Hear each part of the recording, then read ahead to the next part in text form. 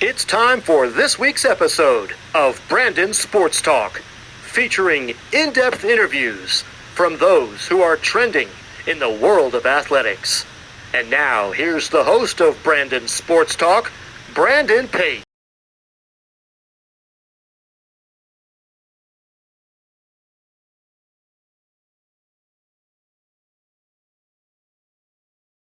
I was going to say Zoom. Welcome back to Brandon Sports Talk. In today's episode, I have the privilege to interview Emily Williams, who is a sports author and coach who wrote Lady-thete. How are you doing today? I'm good. How are you today, Brandon? I'm doing good. Can you talk about how you knew that you wanted to become a coach and a sports book author? So yes, coaching was kind of an out of the blue thing. I was an athlete my whole life, and then I went to college and I kind of took a break because I was a little burnt out. I was the kid who played the same sport summer, fall, winter, spring. So I was a little burnt out. So over college, I took a break, and then I had met a few friends, and there was someone who was coaching, and he was so in love with it. He was so getting racked to it. I was like, that's what I want to do, because I was so inspired by him. So I did kind of what everyone does. And I went to the local rec department and I was like, hey, can I coach? Thinking I would get like a once a week, like a lower level team, maybe like fourth grade, where it's just kind of fun. And they're like, our seventh grade middle school girls team needs a coach. And I got thrown right in the deep end, totally right in the deep end. And I started coaching and I thrived and I loved it. And it was my whole week, the 6 hours I spent coaching were my favorite 6 hours because I just enjoyed what I was doing. So I continued with it. And no matter where I was trying to always be involved in sports and coaching.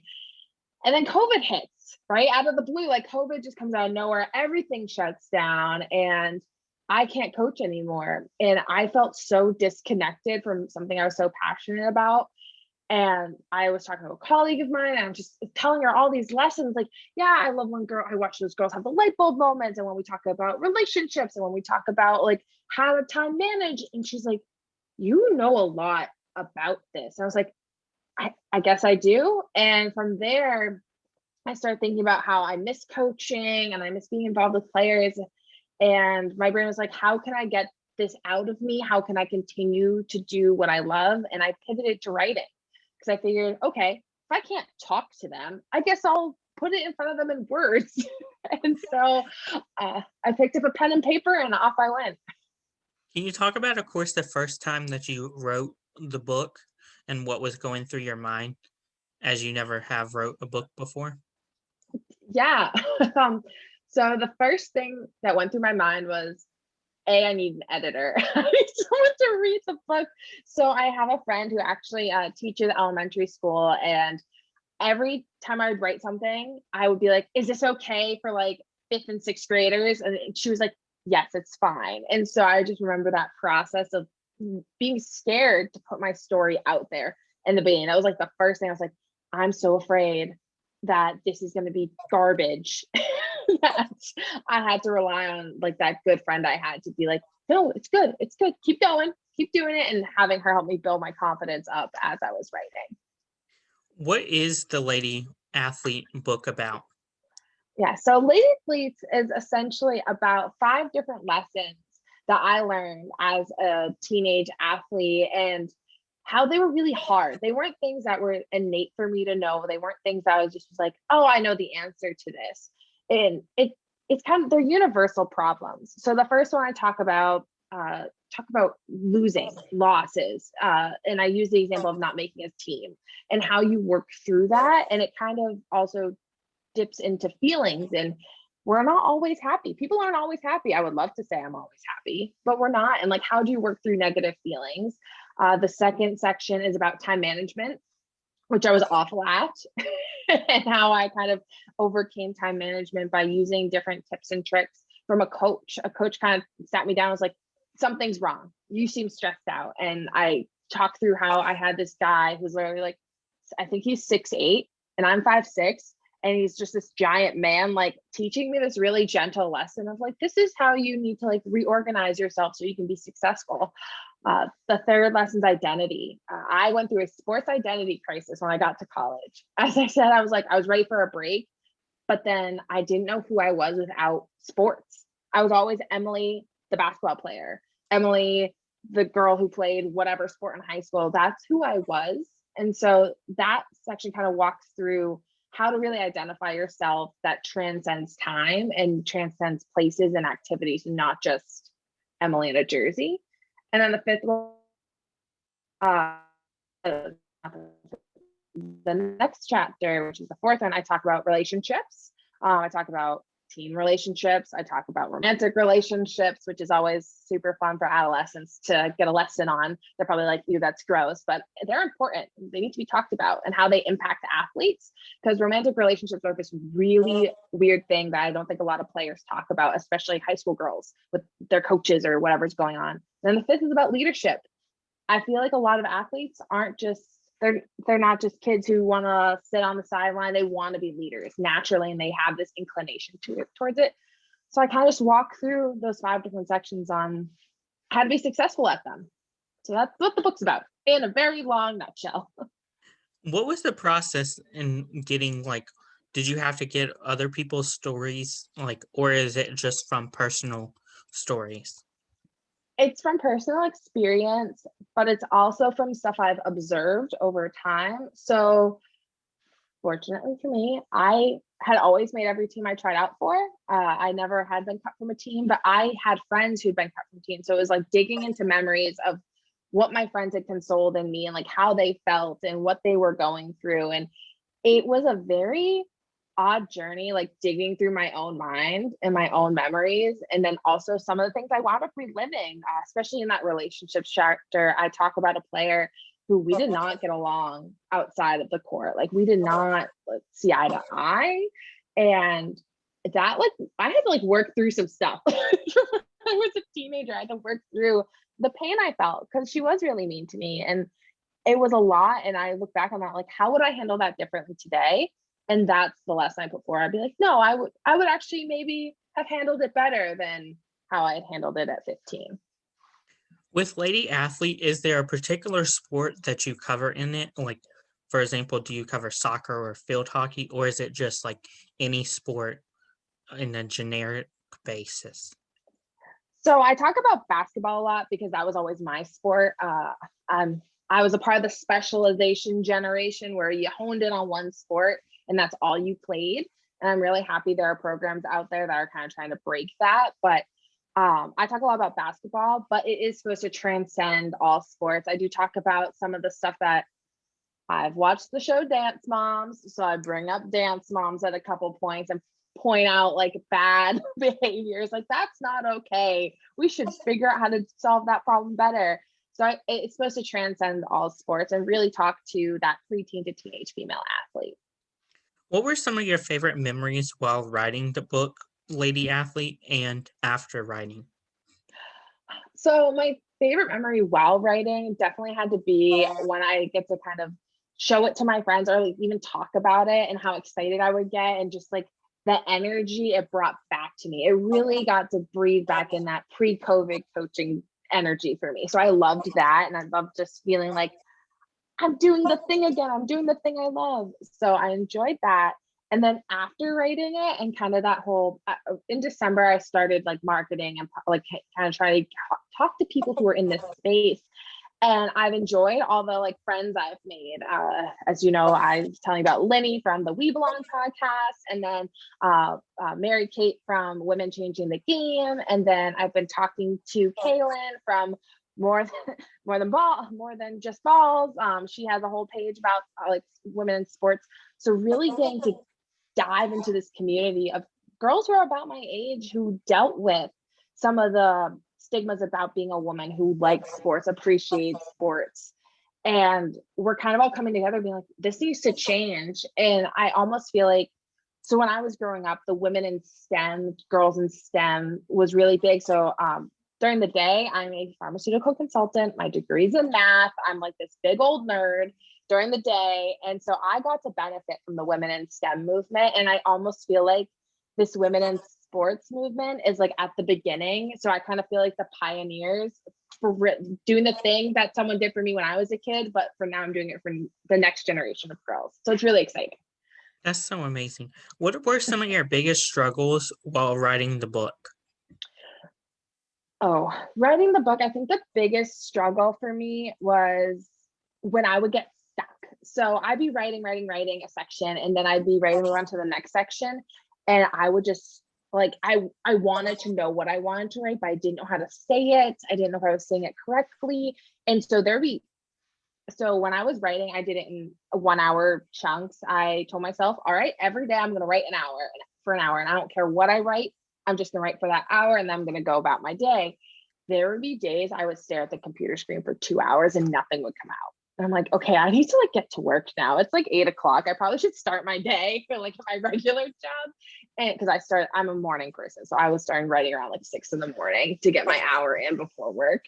And there would just be days I'd stare at that screen and I'm like, I have no inspiration. And it felt so defeating in that moment that, all right, nothing happened. I'm going to do it tomorrow. But then, like, say the next day, within the first 5 minutes, I'm just like writing. And within half an hour, I have met my word count for the day. It was the weirdest yet unmotivating part of writing was the actual writing. What was your experience like, of course, whenever you came out with the book and started publishing it in like bookstores and stuff? So I went through Amazon, the Kindle Direct Publishing, and so that was really easy. I'll be honest, for the first time, like self-publishing, Amazon was kind of the vessel to use for me because I could upload it. They print on demand, so it is for me environmentally friendly because they don't print a bunch of copies. It's fiscally easier for me because I don't have to buy a bunch of copies and then try to go to bookstores and sell them. And people say the local bookstore wants to carry my book, they can order it directly through Amazon. So as much as they're like the global conglomerate of everything, they are really helpful for that kind of small author feel. Uh, the process was fairly easy. I knew what I wanted. I'm a big YouTuber, so if I like want to know how to do something, I Google it, or I look it up on YouTube so I can watch someone else do it. So I think if you're going to self-publish, you have to make sure that you're motivated and educated to know. The other thing, as I said, I had an editor. I actually did go out and hire a professional to be like, I need someone to tear this apart and make sure there's no grammar mistakes, make sure I'm not missing a comma anywhere. And she did a great job for that piece. So I had the editor and I knew how I was going to publish it. So that was actually really seamless when I got to that part of the writing journey. With the Lady-thete, or is there now books in like bookstores like Books a Million, Barnes and Noble, that kind of stuff? Right now it's exclusively on Amazon, but Amazon is partnered with Barnes and Noble. So eventually it will get to Barnes and Noble and then hopefully more booksellers from there. Also, I love Books a Million. That's not, so I'm in New England. That's not a thing that you see up north. And that's like one of my favorite bookstores. With being a writer and having it published, how do you receive, like, let's say, for example, if I bought the book from Amazon, how would you receive the profit from that? So Amazon has their Kindle Direct Publishing, so they have royalties. So baked into the Amazon obviously is going to make money on it. So they actually give you a calculator and they tell you how much it's going to cost to print the book, how much Amazon is going to ask for a price, and then you put what you would like to make on top of that. So it's a little math, but it's not too hard to figure out. Plus, I also did some market research where I looked at other books, their page count, their font, and all that stuff. So I could try to market my book in the right price range where I still felt comfortable that I was getting what I was worth, as top of not being like exorbitantly expensive. Have you experienced, of course, whenever like people like comment and stuff or post like pictures with your book and like, hey, I got Lady-thete in the mail or something like that? Yes. Oh my goodness. So many people are like either texting me or posting it online, and I'll be honest, it's weird. It's like so weird because, as I said, during the day, I'm a pharmaceutical consultant and I like hang out. I'm in IT. I hang out in the back room. Like I just kind of go about my day. And the fact now I have people either that I don't know saying, hey, I got the book. And I'm like, oh my God, you're like someone who I know on Instagram. Like, and I just said 3 things to you. Or like if it's like a long-term like family friend being like, I got your book. It's still the weirdest experience, but it's so cool because I finally feel like this is what I wanted. This is what I worked the last half a year for so hard, and it's here, it's done, and it's so it's rewarding. That's the best way to explain it. Of course, with COVID and stuff, after COVID, what are some of your plans with the Lady Athlete?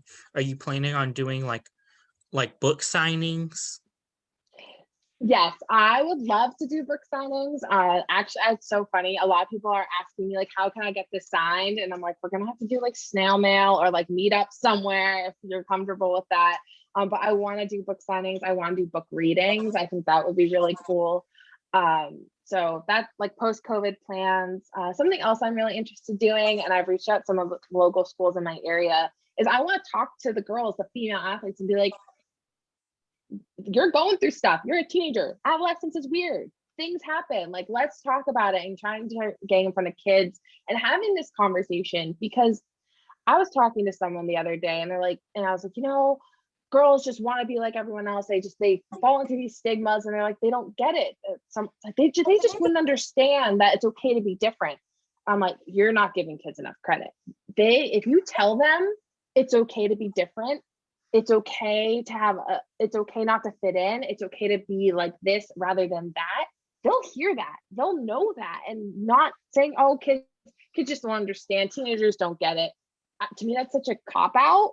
Like, they do, and you have to be the person, or want to be the person, to change that story for them. So that's what I want to do. I want to really start having these engagements with other female athletes. What are some of your future plans besides, of course, doing book signings? So what are my other future plans? So right now I'm really enjoying kind of just the book being live. What I really am starting to do, coaching's coming back out. I actually am starting in March. I'll be back on my AAU circuit. I'm super pumped for that. I get to be working with kids, obviously with COVID regulations. So I'm really excited to get back into the coaching game and get back into that world. I'm starting to do some one-on-one coaching with some of my players locally. So that's really exciting, working on really specific skill sets. But I think right now I'm gonna just ride the high of the books out. It's exciting, gotta talk about it and start getting the conversation going. Do you see later on in the future maybe having like a coaching series for your book? Yes, it's actually very interesting because a lot of people who I know who are coaches are buying the book to try to understand teenage female athletes, especially male coaches, which I was not expecting at all, that I would have male coaches who coach teenage girls being like, I want to know. They're so eager to know what's going on within their own athlete's brain. So I would love, like, round 2 to be like, coach's perspective, how do you help them through these problems, or here are problems that you can assist with?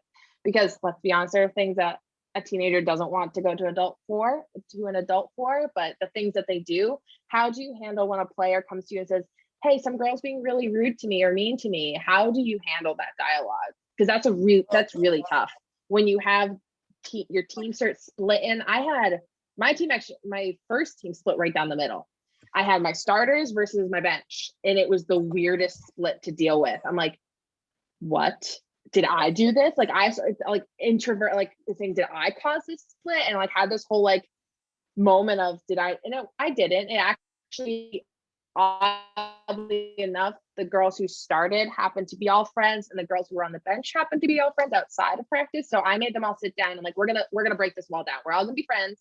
And so I would love to help coaches get through those situations, because it's really awkward the first time when you recognize something's broken and you have to fix it. What advice would you give upcoming people looking to write their own sports book? First thing, just write it. Just write the damn thing. That's the first thing. Just get all your ideas out on paper.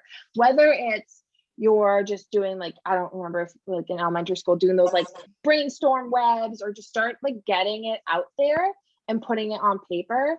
I think that's the hardest thing, is actually writing it. Second, I do recommend, either if you know someone who's good at writing and you don't want to spend the money on an editor, or getting an editor, getting a couple sets of eyes to fine tooth comb it and really make it great. And then third thing is having a marketing strategy, and making sure that you have a message.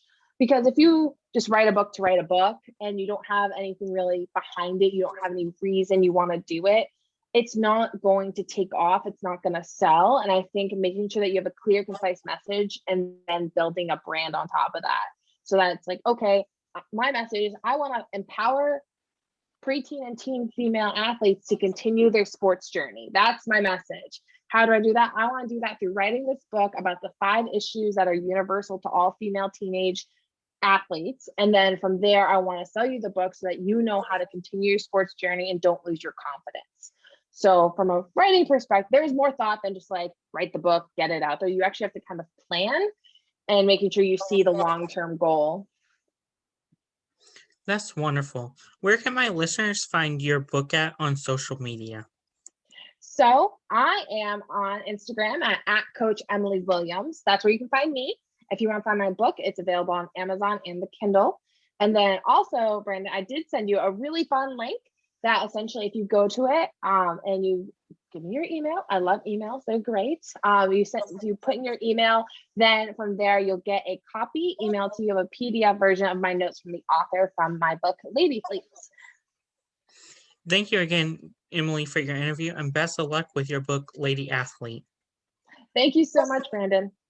You can find Brandon Sports Talk on Facebook at Brandon Sports Talk, Instagram at Brandon Sports Talk, Twitter at Talk_Brandon, and you can find me on YouTube at Brandon Sports Talk. Don't forget to like, comment, and subscribe. Thank you again, Emily, for your interview, and best of luck. Thank you. You've been watching Brandon Sports Talk. Please feel free to like, share, and subscribe to Brandon Sports Talk on social media and on YouTube.